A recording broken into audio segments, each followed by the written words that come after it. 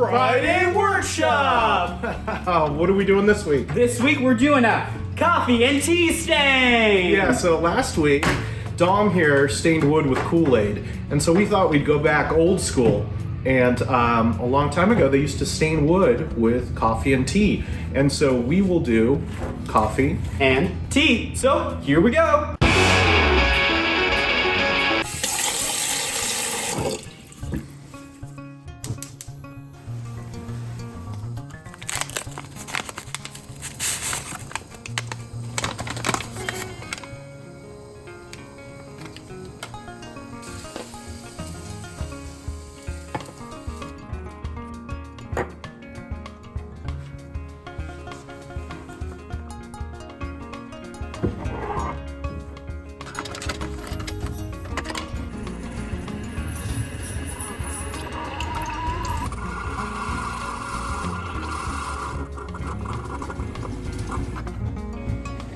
Well, hello, welcome back.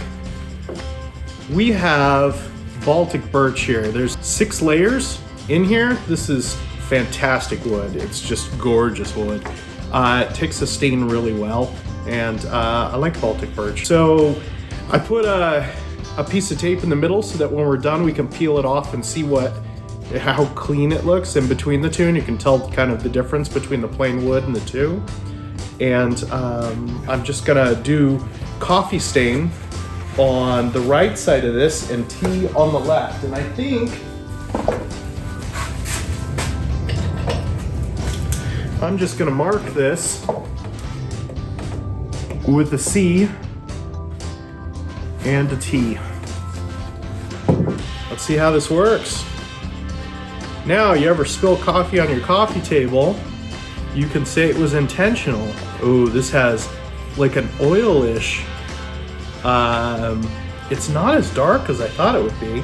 It doesn't stain as dark, but it's kind of a beautiful golden color. This is actually a beautiful color here.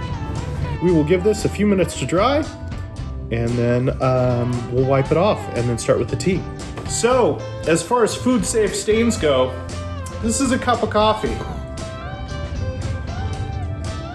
I can't chug it because it's super hot, like Dom did with the Kool-Aid.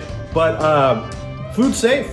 So if you're putting it on spoons and things that use it inside the kitchen, good to know.